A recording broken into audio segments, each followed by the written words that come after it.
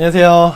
오늘은 8월 19일 수요일입니다. 오늘 본 말씀은 이사야 29장 15절부터 24절까지 말씀입니다. 오늘 말씀은 어제 말씀에 계속 이어져서 정치 지도자들과 종교 지도자들을 향해서 하는 말입니다. 그들이 하나님을 떠나서 자기 마음대로 하는 모습에 대해서 이야기하는데, 오늘은 자기 계획을 여호와께 깊이 숨기려는 자들은 화가 있을 것이다. 그래서 그 정치 지도자들, 종교 지도자들, 하나님 없이 자기 마음대로 하나님을 이방인처럼 생각하며 살아가는 자들에게 화가 선포되는데요.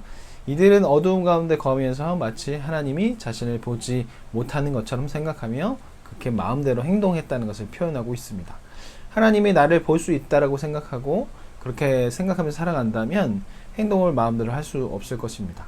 이들은 하나님이 자신이 보지 않을 것처럼, 보지 못할 것처럼, 어쩌면 자신들의 가린 그 가림막을 하나님이 보지 않을 거라고 생각했기 때문에 자기 마음대로 그렇게 살아갔던 것이죠. 그래서 이것을 그렇게 표현했는데요. 우리 삶에도 그런 것 같습니다. 어쩌면 우리가 하나님으로부터 숨을 수 있다고 생각하기 때문에 결국 하나님을 생각하지 않고 자기 마음대로 살아가게 되는 것이죠. 우리가 하나님을 늘 생각하며 살아간다면, 하나님께 숨을 수 없다라고 생각이 우리 안에 있다면 우리는 지금처럼 살지 않을 것입니다.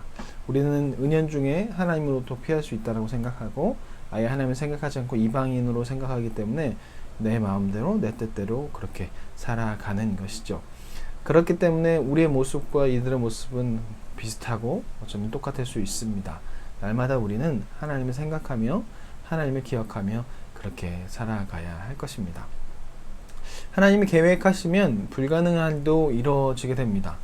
이들은 하나님에 대해서 무지하였고 하나님을 생각하지 않았고, 그러다 보니까 하나님으로부터 피할 수 있다라고 생각했던 이들에게 하나님 말씀이 선포되는데, 하나님은 그런 분이 아니고 계획하시면 뭐든지 다 이룰 수 있는 그런 분이라는 걸 나타내기 위해서 결국 레바논을 비유를 통해서 이야기하십니다. 레바논을 이렇게 말도 안 되게 바꾸실 수 있는 것처럼 하나님은 마음만 먹으면 바꾸실 수 있는 분이다. 절대로 숨을 수 없는 분이다. 라는 것을 다시 한번 레바논 비유를 통해서 이야기하십니다. 그러면서 겸손한 자를 높이시고 교만하고 오만한 자, 강포한 자는 내리신다라는 것을 이야기하십니다.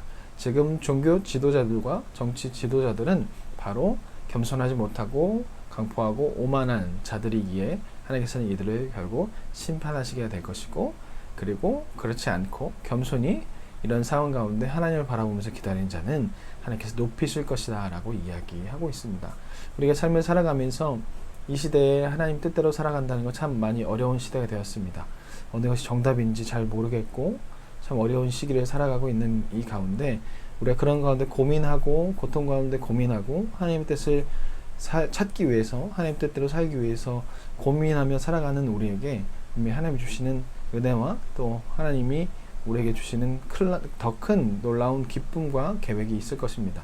잘 모르고 또 어렵고 하나님의 뜻을 발견한다는 게 참 쉽지 않지만, 날마다 성경을 읽으면서 그것을 통해서 이 삶에서 하나님의 뜻을 발견하려고 하는 것, 그것이 어쩌면 지금 오늘날 우리가 해야 할 행동이 아닐까 생각합니다.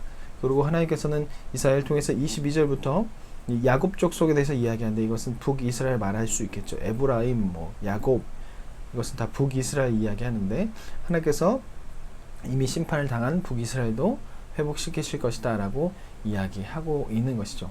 오늘 쭉 이야기를 통해서 정리해 보면 하나님의 심판이 임하면 나타나는 현상을 좀 이야기할 수 있는데요.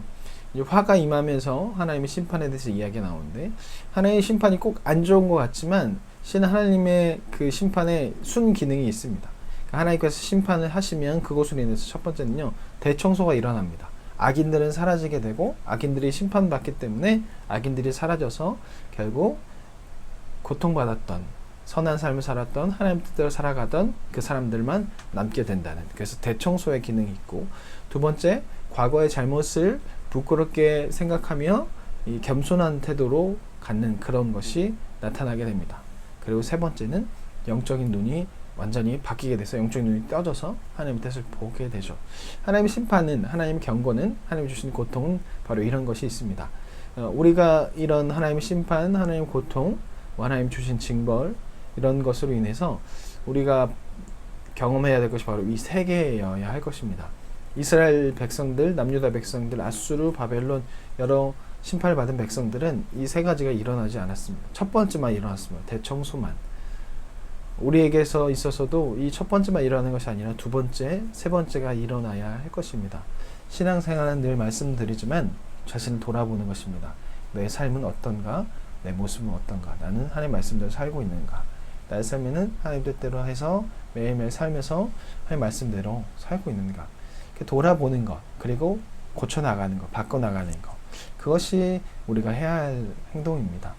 오늘도 또 한 주 동안 하나님의 말씀을 읽으며 하나님의 백성처럼 거룩한 삶을 살아가고 그 삶으로 세상 가운데 나가서 세상 사람들에게 하나님의 백성이 이런 삶을 살아가는 것을 보여주고 거룩한 삶을 사는 것이 행복한 것을 보여주어서 세상 사람들에게 하나님을 보여줄 수 있는 그런 다리 놓는 사람들이 되기를 예수님의 이름으로 축원합니다. 그러면 내일 뵙겠습니다. 안녕히 계세요.